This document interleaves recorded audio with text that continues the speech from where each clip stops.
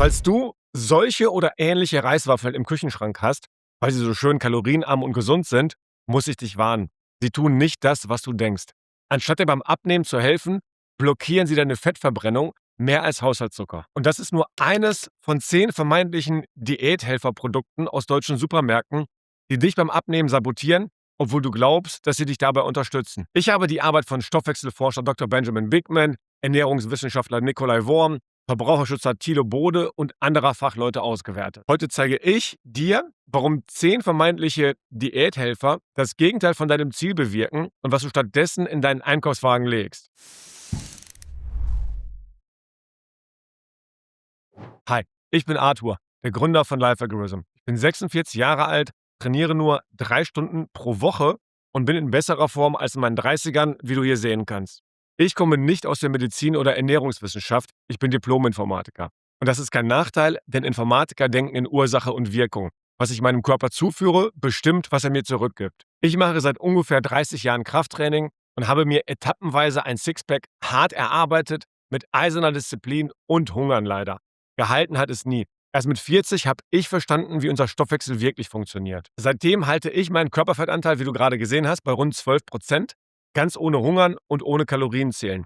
Körperlich fühle ich mich seitdem auch etwa 10 Jahre jünger. Ich spiele wieder regelmäßig Basketball und fahre in der Saison mehrmals die Woche Wakeboard. Beides hatte ich Anfang 40 wegen meiner Knieprobleme fast aufgegeben. Die Leute suchen immer nach einer Abkürzung mit High-Protein- oder Low-Fat-Produkten, aber die sind nicht die Lösung. Denn es gibt keine Abkürzung im Leben, an keiner Stelle. Die Menschen, die den bunten Etiketten der Lebensmittelindustrie vertrauen, fragen sich, warum die Waage sich einfach nicht bewegt. Genau darum geht es in diesem Video. Denn genau diese Lücke zwischen Etikett und Wirklichkeit bremst dich seit Jahren aus. Auch wenn du eigentlich alles richtig machen möchtest und im Supermarkt bewusst zu vermeintlich gesünderen Produkten greifst. Ich zeige dir jetzt 10 Lebensmittel aus deutschen Supermärkten, bei denen Diät-Image und Wirklichkeit wirklich weit auseinanderklaffen. Angefangen mit dem größten Diätmythos überhaupt.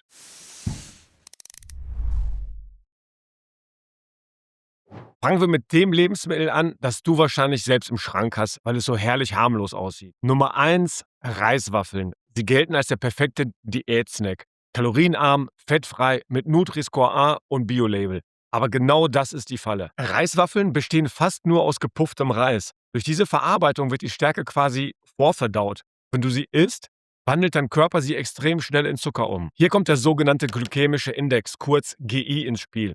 Stell dir den GI einfach als eine Art Tacho vor, der anzeigt, wie aggressiv und schnell ein Lebensmittel deinen Blutzuckerspiegel nach oben schießen lässt. Und bei Reiswaffeln knallt dieser Tacho komplett in den roten Bereich.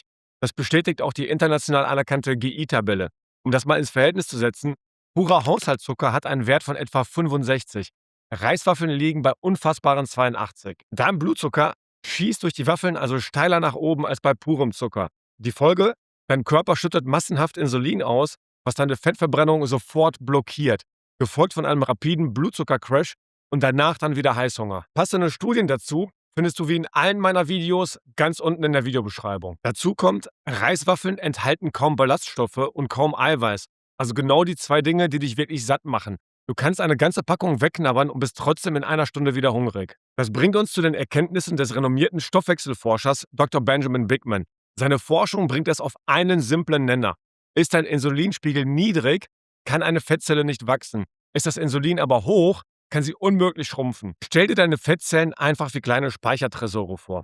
Insulin ist der Schlüssel, der diese Tresore verriegelt. Sobald dieser Schlüssel im Schloss steckt, gibt dein Körper kein Gramm Fett frei. Und genau das ist die Falle. Durch den rasanten Blutzuckeranstieg treiben Reiswaffeln dein Insulin nach oben und drehen diesen Schlüssel fest um. Sie blockieren deine Fettverbrennung komplett, obwohl sie uns als der ultimative, unschuldige Diätsnack verkauft werden. Wenn dir dieser Insulinmechanismus gerade die Augen geöffnet hat, lass gerne einen Daumen nach oben da. Diätfalle Nummer 2: die Laugenbrezel. Der typische kleine Snack vom Bäcker, den man sich schnell mal am Nachmittag holt. Besteht ja eigentlich nur aus Mehl, Wasser und etwas Salz. Klingt völlig harmlos, oder? Aber genau da liegt das Problem. Laugengebäck ist im Grunde pures Weißmehl. Und für deinen Stoffwechsel ist hochgradig verarbeitetes Weißmehl vergleichbar mit Zucker. Genau wie bei Reiswaffeln schießt dein Blutzucker rasant in die Höhe, dein Insulin zieht sofort nach und schon eine Stunde später sitzt du in der Blutzuckerachterbahn und hast wieder extremen Heißhunger. Das gilt übrigens für alle Getreidesorten, nicht nur Weizen, inklusive dem angeblich gesunden Dinkel und ja, auch in den Vollkornvarianten. Willst du trotzdem nicht auf eine ordentliche Scheibe Brot oder etwas Knuspriges verzichten? Dann nutze Alternativen, die deinen Stoffwechsel schonen. Wenn du gerne selbst backst, schau dir mein eigenes Low-Carb-Brotrezept in diesem Video an, das ich dir hier verlinke. Das hält deinen Blutzucker deutlich flacher als jedes normale Brot. Und wenn du keine Zeit oder keine Lust zum Backen hast, schau dir mal die fertigen Brote oder das Knäckebrot von Panifactum an. Die haben saubere Zutaten, sehr wenig Kohlenhydrate und blockieren deine Fettverbrennung nicht. Die Produkte findest du auf lifealgorithm.de unter Top 3 Produkte, Ernährung, Brot oder Knäckebrot. Diätfalle Nummer 3, wie eben schon angedeutet, Vollkornprodukte, zum Beispiel Vollkorn-Toastbrot. Das Wort Vollkorn auf der Verpackung ist einer der cleversten Werbetricks der Lebensmittelindustrie. Selbst kritische Stimmen wie der Lebensmittelchemiker Udo Pollmer zweifeln daran, dass Vollkorn automatisch die gesündere Wahl ist.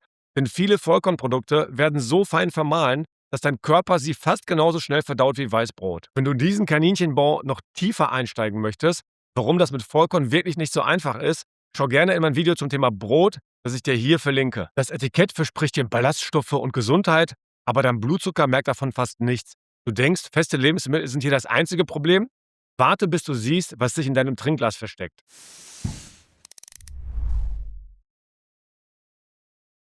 Diätfalle Nummer 4: Saftkuren. Der Detox-Trend, bei dem du tagelang nur Gemüse oder Fruchtsäfte trinkst, um deinen Körper angeblich zu entgiften. Erstmal die einfache Wahrheit. Deine Leber und deine Nieren entgiften deinen Körper längst. Jeden Tag ganz ohne Saft. Das Wort Detox auf der Flasche ist vor allem eins: ein Verkaufsargument, kein medizinischer Begriff. Fruchtzucker in flüssiger Form wandert direkt in deine Leber, ohne dass dein Körper überhaupt ein Sättigungssignal bekommt. Der Verbraucherschützer Thilo Bode hat das an einem Bio-Orangensaft vorgerechnet. 12% Zucker, mehr als in mancher Limonade, nur eben mit einem gesünderen Image verkauft. Die Forscherin Kimber Stanhope wies das in einer kontrollierten Studie nach. In der Studie tranken Testpersonen 10 Wochen lang Getränke mit Fruchtzucker, auch Fructose genannt. Die Folge: deutlich mehr Bauchfett und eine rasant steigende Fettproduktion in der Leber. Das passierte dort viel stärker als in einer Vergleichsgruppe mit Traubenzucker, auch Glucose genannt. Das heißt natürlich nicht, dass Traubenzucker gesund ist. Er ist für deinen Stoffwechsel nur das geringere Übel. Ja, es gibt auch Saftkuren mit Gemüsesäften. Aber ganz ehrlich, seine Nahrung zu trinken ist und bleibt absoluter Schwachsinn. Erstens zerstörst du beim Entsaften die natürliche Matrix der Pflanze. Ohne schützende Ballaststoffe rauscht das Ganze ungebremst durch den Darm und liefert dir null echte Sättigung. Und zweitens, so eine Kur ist immer nur auf Zeit angelegt. Du baust also keine gesunden Gewohnheiten auf, sondern hungerst für ein paar Tage. Sobald du wieder anfängst, normal zu essen, ist der Jojo-Effekt absolut vorprogrammiert. Diätfalle Nummer 5: Trockenfrüchte. Denk sie dir einfach als Saft ohne Wasser. Beim Trocknen wird der Frucht das Wasser entzogen, aber der Zucker bleibt komplett erhalten, nur eben viel konzentrierter. Aus einer großen Handvoll frischer Weintrauben wird beim Trocknen eine kleine Handvoll Rosinen mit fast demselben Zucker, nur auf einem Bruchteil des Volumens. Du isst also viel mehr Zucker, ohne dass dein Magen das merkt. Falls du jemanden kennst, der ständig zu Trockenfrüchten oder Fruchtsaft als gesundem Snack greift, dann teile dieses Video bitte mit genau dieser Person. Diätfalle Nummer 6: Isotonische Sportgetränke, wie auch sehr stark bei der WM 2026 beworben. Sie versprechen Elektrolyte und schnelle Energie fürs Training. Das Problem: die wenigsten von uns trainieren überhaupt so intensiv und lang, dass sie diese extra Portion Zucker wirklich brauchen. Diese Getränke wurden vielleicht mal für extreme Ausdauersportler entwickelt, die stundenlang an ihre Grenzen gehen. Für den durchschnittlichen Feierabendsportler im Fitnessstudio ist das schlicht überflüssiger Zucker mit einem sportlichen Etikett. Und ganz unter uns, das ist aber nur meine Meinung. Ich bin absolut davon überzeugt, dass die meisten Profisportler dieses zuckrige Zeug selbst gar nicht trinken. In den bunten Sponsorenflaschen ist nur reines Wasser. Denk mal an Cristiano Ronaldo bei der Pressekonferenz vor ein paar Jahren. Er hat die gesponserten Colaflaschen genervt aus dem Bild geschoben, seine Wasserflasche hochgehalten und nur ein Wort gesagt: Wasser. Genau das ist die Realität hinter diesem ganzen Fitnessmarketing. Genau diesen Trick und 4 weitere entlarve ich ausführlich in meiner Videoreihe zu Ernährungsmythen, die ich dir hier verlinke. Aber die größte Überraschung wartet nicht im Getränkeregal, sie wartet direkt daneben, im Frühstücksregal.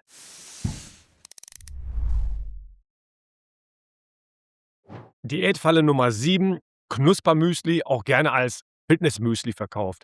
Der britische Arzt Chris van Tulleken hat dafür eine einfache Faustregel. Steht ein Gesundheitsversprechen auf der Verpackung, ist das Produkt fast immer hoch verarbeitet. Denn auf Brokkoli, Eiern oder einem Steak steht niemals: stärkt die Abwehrkräfte, weil echte Lebensmittel das nicht nötig haben. Nur hochverarbeitete Produkte brauchen ein Gesundheitsversprechen, weil ihre Zutatenliste allein dich nicht überzeugen würde, wie ich auch in meinem Video zu hochverarbeiteten Lebensmitteln erkläre. Und noch etwas Historisches, das mich persönlich richtig aufregt: Den Spruch, Frühstück ist die wichtigste Mahlzeit des Tages, hat sich die Lebensmittelindustrie schlichtweg ausgedacht. Ursprünglich hat John Harvey Kellogg die Frühstücksflocken nämlich nur als geschmacksarme Krankenkost für sein Sanatorium erfunden. Danach hat uns die Getreideindustrie diesen Mythos jahrzehntelang mit millionenschwerer Werbung in die Köpfe geprügelt.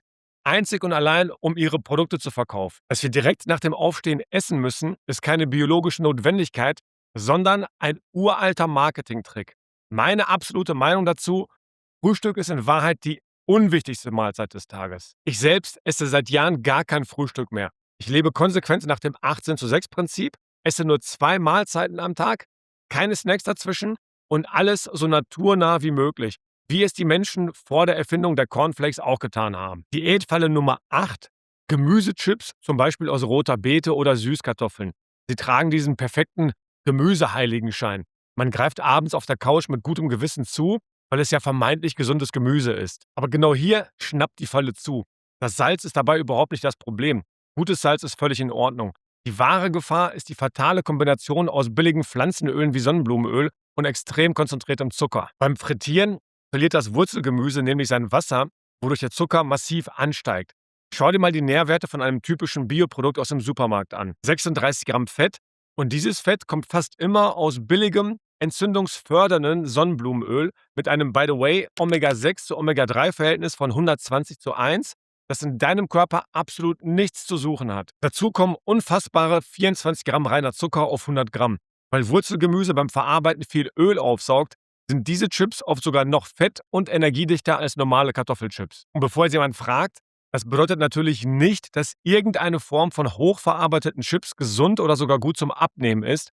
Verabschiede dich bitte von dem Gedanken, falls du ihn jetzt hattest. Falls du dieses Video in der YouTube-App schaust, nutze jetzt gerne die Hype-Funktion unter dem Video. Das ist wie ein Super-Like und hilft, dass dieses Video mehr Menschen erreicht, die sich nicht mehr von Gesundheitsetiketten verarschen lassen wollen. Jetzt kommt der aktuell beste Trick der Lebensmittelindustrie, der mich von allen am meisten aufregt, weil er sich als dein bester Freund beim Abnehmen verkleidet: High Protein.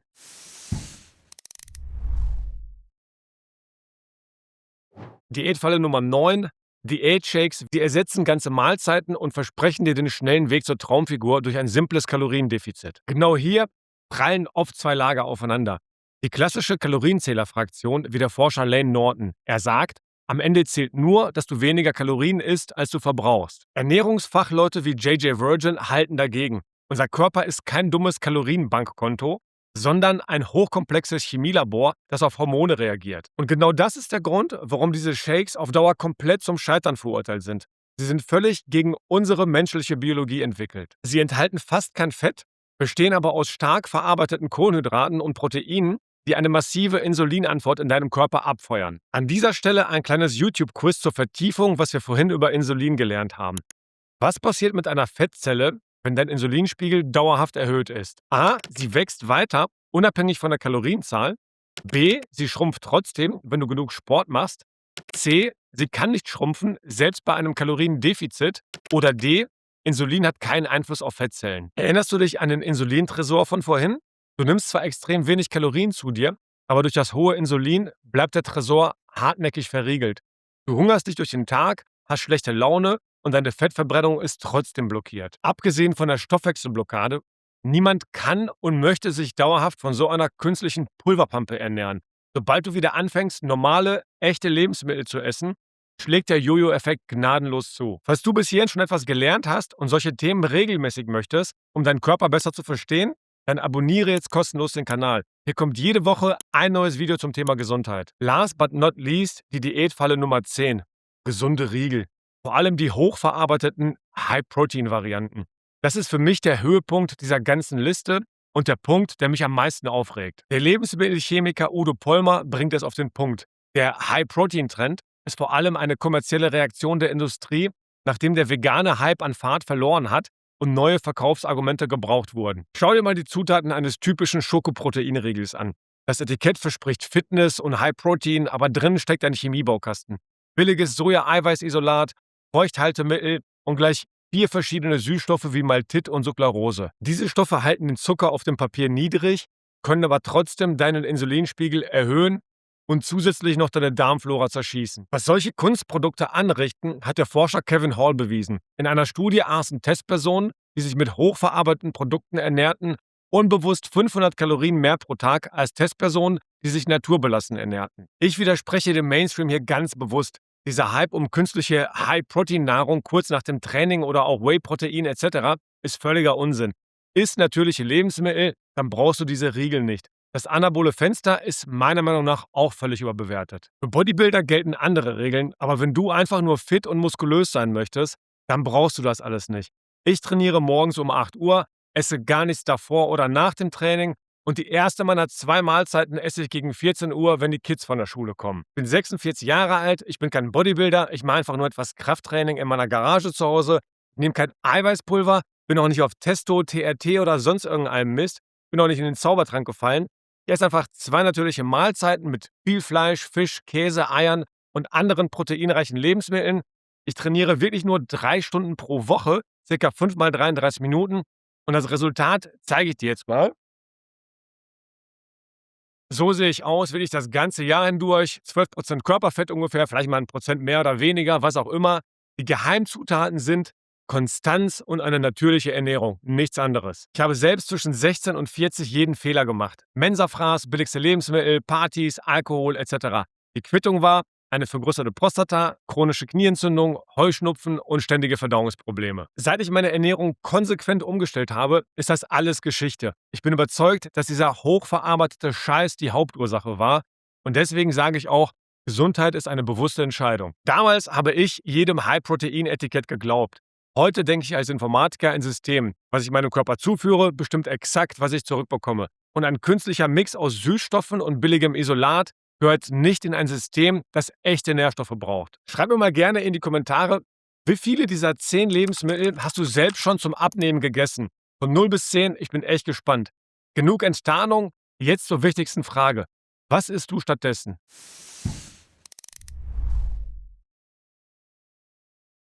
Hier ist eine Liste im Schnelldurchlauf, inklusive der Dinge, die du nicht essen solltest und vor allem, was du ab heute stattdessen auf deinem Teller packen solltest. Erstens, statt Reiswaffeln und Laugenbrezeln, greif zu Nüssen wie Macadamia oder Walnüssen. Wenn du Brot vermisst, nutze echtes Low-Carb-Brot oder kohlenhydratarmes Knäckebrot, das deinen Fetttresor nicht verriegelt. Zweitens, statt Vollkornillusionen aus dem Supermarkt, setze auf echte, unverarbeitete Nährstoffquellen, die deinen Blutzucker flach halten, wie Eier, Avocados oder hochwertiges Fleisch. Drittens, statt Saftkuren und Sportgetränken, streich den konzentrierten, flüssigen Zucker komplett. Trink klares Wasser, ungesüßten Tee, schwarzen Kaffee und nutze beim Sport reine Elektrolyte ohne Kohlenhydrate. Eines meiner neuen Lieblingszitate: Das einzige Getränk für einen weisen Mann ist Wasser.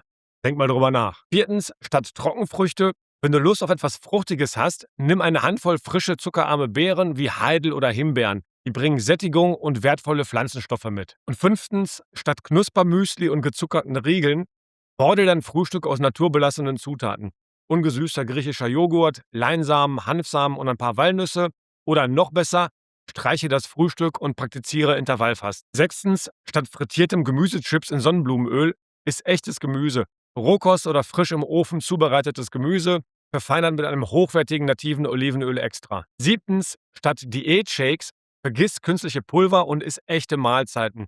Ein gutes Stück Fleisch, Eier und hochwertiges Gemüse liefern echtes Protein, sättigen dich nachhaltig und halten deine Fettverbrennung aktiv. Meine absolute Faustregel, mit der ich jedes Produkt im Supermarkt prüfe: Hätte es das in dieser Form schon vor 200 oder besser 300 Jahren gegeben? Wenn du es noch genauer wissen möchtest, in meinem Video über die 20 gesündesten Lebensmittel, das ich dir hier verlinke, habe ich eine komplette 12-Kriterien-Matrix dafür gebaut. Vergiss nie, am Ende zählt nicht die simple Kalorienzahl, die dir das Marketing auf die Verpackung druckt.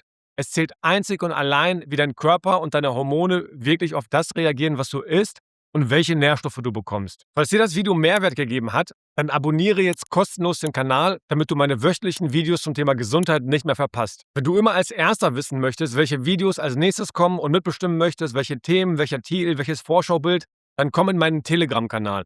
Ich poste dort Abstimmungen und du hast direkten Einfluss auf den Kanal. Da du bis zum Ende des Videos geschaut hast, scheint es dir gefallen zu haben. Wenn das so ist, wird dir dieses Video sicherlich auch gefallen. Wie immer möchte ich mein Video mit einem Zitat zum Nachdenken beenden. Wenn es von Menschen gemacht wurde, ist es nicht. Wenn es von der Natur gemacht wurde, ist es. Jack LaLanne, Godfather of Fitness. Bleib kritisch, bleib gesund und fang an. Peace out.